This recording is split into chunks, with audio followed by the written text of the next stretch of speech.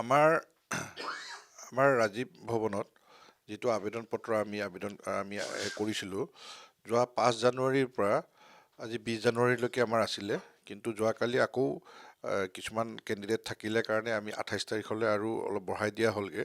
কিন্তু 20 তাৰিখলৈকে মানে যোৱাকালিলৈকে গধূলিলৈকে 750 আৰু আজি 21 তাৰিখ হৈছে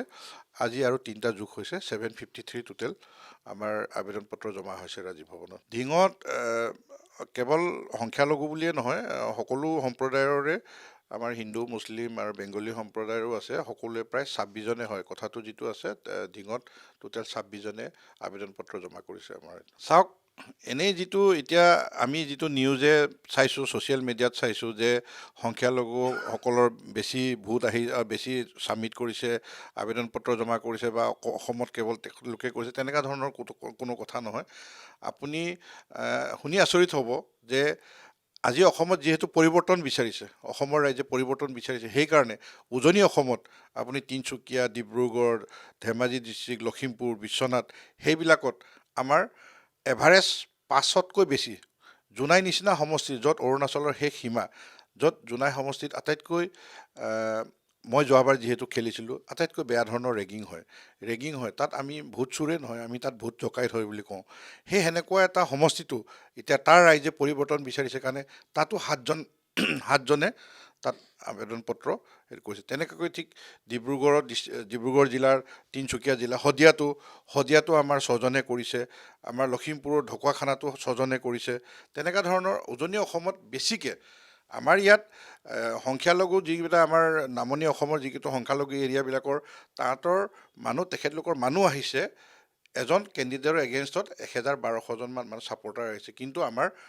আপাৰ আছামৰবিলাকৰ 200 পৰা 300 ছাপৰ্টাৰ আহিছে সেইকাৰণে চাগে সংখ্যালঘুসকলক আপোনালোকে দেখিছে কিন্তু ভালকৈ চাবলৈ গ'লে উজনি অসমত বেছিকৈ এইবাৰ বেছি উৎসাহ হৈছে আমাৰ কংগ্ৰেছ দলৰ কাৰণে যোৱাকালি 6টামান বজাত নীলমণি সেন ডেকাৰ কোনোবা এজন ৰিপ্ৰেজেণ্টেটিভে আহি পেলাই জমা কৰিছিলে কিন্তু আপোনালোকেও জানে ইতিমধ্যে তেখেতক আমাৰ বৰ্খাস্ত কৰি থৈছে তেখেতৰ বৰ্খাস্তটো উইথড্ৰ কৰাই নাই কিন্তু আমি সন্মান জনাইছোঁ যে তেখেতে কোনোবা এজনক পঠিয়াইছে আবেদন পত্ৰ জমা কৰিছে আমি জমাটো লৈ লৈছোঁ কিন্তু তেখেতক মই জনামতে আমি সভাপতি মহোদয়ৰ লগতো কথা পাতিছোঁ তেখেতৰ হেৰিটো এপ্ৰুভ নহয় আমাৰ কমিটিটোত এপ্ৰুভ নহয় তেখেতক একচেপ্ট নকৰিব মাৰ্ঘেৰিটা সমষ্টিত কালি ৰাতিপুৱা সময়ত এজনে কৰিছিলে শৰ্মা বুলি মোৰ নামটো এতিয়া মনত পৰা নাই তাৰপিছতে ছেকেণ্ড টাইম 3টামান বজাত অলমষ্ট চাগে আমাৰ প্ৰতীক বৰদলৈ আমাৰ বৰদলৈ ছাৰৰ ল'ৰা প্ৰতীক বৰদলৈ জমা কৰিছে তেখেতৰ সহধৰ্মণী মিছেছে আহি পেলাই জমা কৰিছে আমাৰ ইয়াতে ভূপেন বৰা ডাঙৰীয়াই যোৱাকালি মোলৈ ফোন কৰিছিলে তেখেতৰ কোনোবা এজন ৰিপ্ৰেজেণ্টেটিভক পঠিয়াই পেলাই জমা কৰাৰ কথা আছিলে কিন্তু যিহেতু 3টামান বজাত আমাৰ এক্সটেনশ্যন কৰা যিটো জমা কৰা দিনটো এক্সটেনশ্যন কৰিছিলে সেইকাৰণে তেখেতে সদ্যহতে যোৱাকালি নিদিলে তেখেতে নিজে আহি পেলাই 2 দিনৰ ভিতৰতে জমা কৰিব মই এইটো বিষয়ে ইমান নাজানিম কাৰণ মই এইকেইদিনটো যোৱা 10 দিন ধৰি পেলাই মই অকল ইয়াতে ৰাজীৱ ভৱনতে ব্যস্ত হৈ আছোঁ তেখেতে যোৱাকালি ইণ্টাৰভিউটো ময়ো দেখিছোঁ বেয়া লাগিছে যদি হয় কথাটো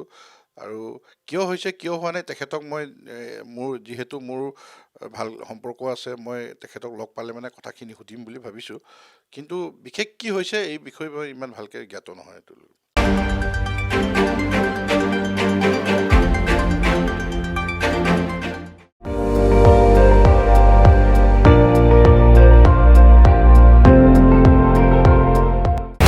আপুনি চাই আছে ND24